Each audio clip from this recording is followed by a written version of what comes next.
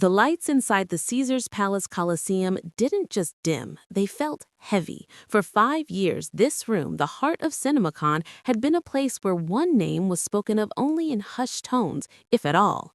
But as the Paramount Pictures logo dissolved into a flurry of snow and gothic shadow, the silence was shattered by a standing ovation that lasted nearly 3 minutes.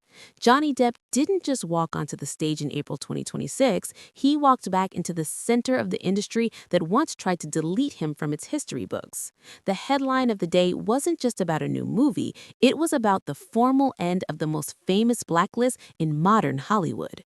From the terrifying, unrecognizable transformation in Ty West's Ebenezer to the high-octane reunion with Penélope Cruz in Daydrinker, the narrative has officially shifted. We are no longer talking about the trial. We are no longer talking about the alpacas. We are talking about the return of the king of eccentric cinema. Today, we're breaking down the high-stakes bet Paramount is making on Depp's redemption, the secret footage that left CinemaCon audiences stunned, and why the Hollywood Blacklist of 2026 has finally been torn to shreds. CinemaCon is where studios show their teeth. It's where they prove to theater owners that they have the gold to fill seats. When Paramount Pictures head Brian Robbins took the stage, the atmosphere was electric. But nobody expected what came next. The first teaser for Ebenezer, A Christmas Carol, didn't look like a holiday movie. It looked like a nightmare. And at the center of that nightmare was a man whose face we haven't seen in a major studio tentpole for years. Depp's appearance was the industry's smoke signal. By putting him at the very end of their presentation, the most coveted spot in the schedule, Paramount sent a clear message to Disney, Warner, and the rest of the world. Johnny Depp is back in the fold. The standing ovation wasn't just for the actor, it was a collective sigh of relief from an industry that has realized it is a lot less profitable without its most bankable eccentric. The blacklist didn't end with a whimper, it ended with a roar inside a Las Vegas theater. Let's talk about the footage. Under the direction of Ty West, the man who reinvented horror with X and Pearl, Depp has undergone what critics are calling the transformation of the century. This isn't the Scrooge who learns a lesson, this is a Scrooge who is being hunted by the ghosts of his own trauma.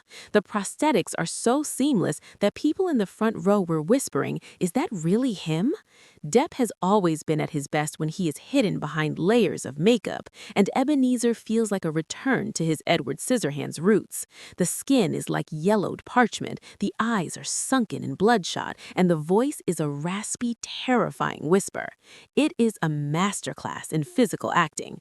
By choosing this role for his re-entry, Depp is playing it smart. He isn't trying to be the leading man heartthrob anymore. He is leaning into the prestige monster category, the same category that won Joaquin Phoenix an Oscar for Joker.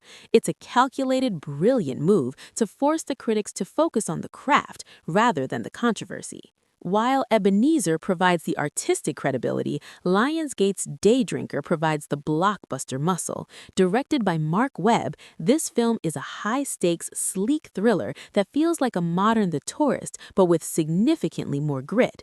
But the real story here isn't the plot, it's the partnership. Penélope Cruz joining the cast as a criminal underworld boss is the ultimate safety seal for Depp. In Hollywood, your peers are your greatest currency. Penélope Cruz is one of the most respected actresses in the world, and her willingness to lead a major action thriller alongside Depp tells the industry everything they need to know. Their chemistry has been a bankable asset for 20 years, from Blow to Pirates. By surrounding himself with trusted friends and A-list talent, Depp is effectively insulating his comeback.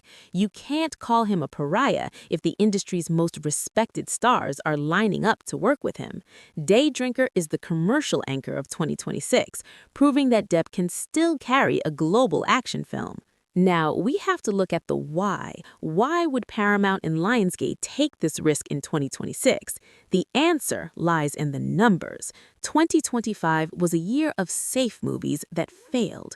Reboots of old franchises without their original stars were falling flat.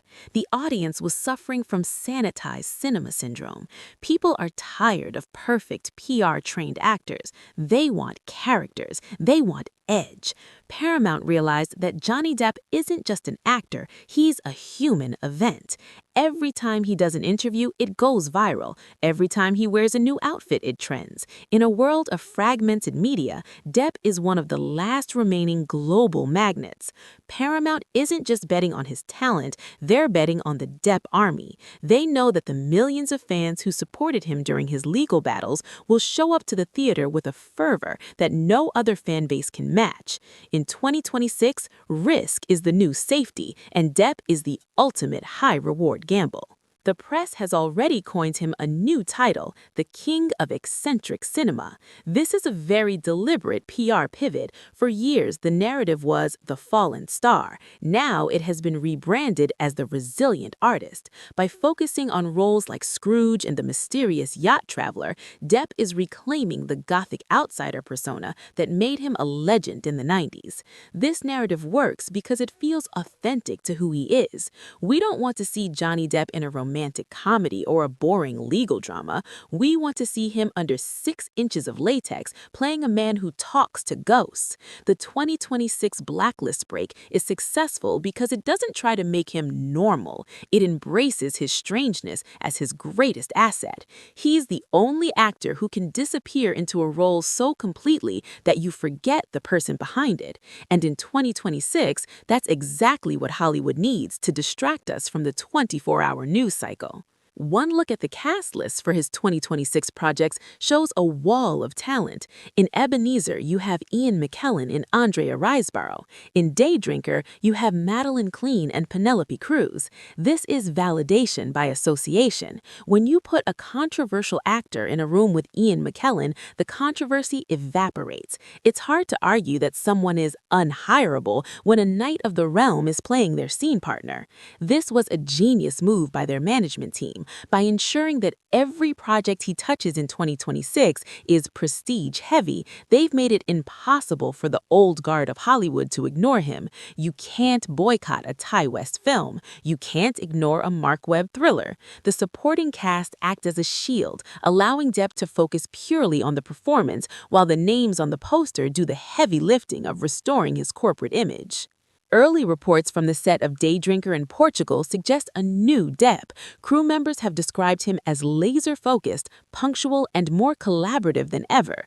This is the insurance pivot. For years, the rumor mill focused on his lateness and his difficult nature on set.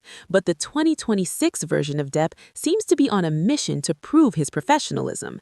If Daydrinker finishes on time and under budget, the uninsurable tag is gone forever. This is the final hurdle. The talent was never in question. The reliability was. By the time we hit the summer of 2026, if these two films are in the can without any production drama, the gates will open. Every major studio will be looking for their own Depp project. We are currently watching a masterclass in professional rehabilitation. As we look toward the 2026 holiday season, the hype for Ebenezer is reaching levels we haven't seen since the height of the Pirates era. There is already talk of a Best Actor campaign for the 2027 awards season. Think about that for a second, from a courtroom in Virginia to an Oscar stage in 5 years. The Blacklist of the early 2020s will likely be remembered as a strange fever dream, a moment when Hollywood tried to operate without its most colorful characters. But as 2026 draws to a close, the lesson is clear. You can't keep a good pirate down, especially when he's playing a ghost. So, was Paramount right to bet millions on his redemption? If the standing ovation at CinemaCon is an indication, the answer is a resounding yes. The Blacklist is over. The king of eccentric cinema is back on his throne. And whether you're ready for a gothic Christmas or a high-stakes thriller, one thing is certain: the most interesting man in Hollywood is just getting started. What do you think? Is Ebenezer the right move for his big comeback, or would you rather see him in a more traditional role? And does this mean the era of cancel culture in Hollywood is officially dead? Let us know in the comments. Hit that subscribe button for more 2026 film updates, and we'll see you at the premiere.